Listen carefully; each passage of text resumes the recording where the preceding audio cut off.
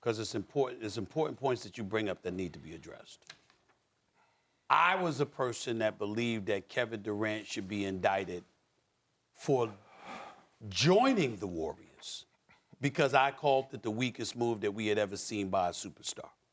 To lose a 3-1 lead in the Western Conference Finals to the team and then join them a month later. I mean, I just thought that was egregious.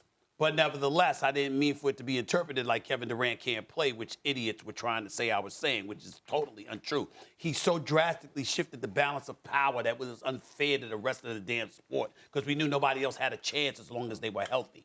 Okay, so that's one. I thought that was more egregious than him leaving. Let me tell you something that I've never told any of y'all before as to why. Even though I don't like the choice he made, I would have preferred that he stayed in Golden State. And if you're going to leave, come to the Garden, not Brooklyn, but that's neither here nor there.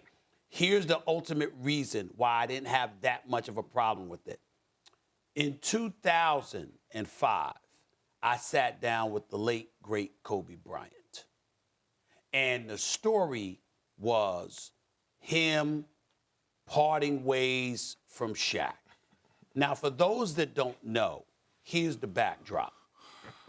Dr. Jerry Buss, God rest his soul, knew months earlier that he was going to let Shaquille O'Neal go. Shaquille O'Neal was looking for a 9-figure deal, and Dr. Buss had made up his mind that he didn't want to invest that kind of money in Shaquille O'Neal, and he had Kobe's blessing to do just that, okay? So Kobe knew months in advance that Shaq was going to be moved.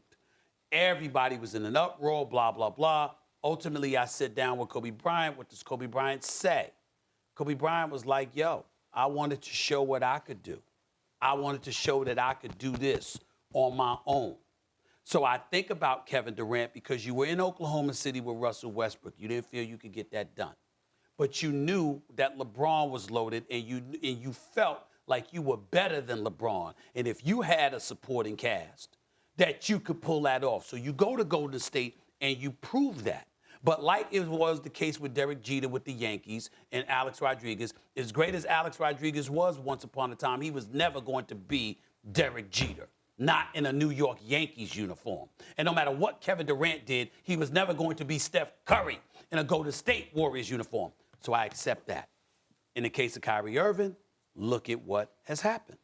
Look at the decisions that he's made. Sure, it's his right to leave LeBron James and want to establish his own thing. He gets to Boston and he apologizes to LeBron James because he realized he didn't know what the responsibilities was of being a leader. He tells the Boston folks, yo, I want to stay, but then leaves. He goes to Brooklyn and he barely plays, and it's one piece of drama after another at the expense of Kevin Durant and the Brooklyn Nets organization, JJ. And that's why I say Kyrie Irving is the one who looks worse.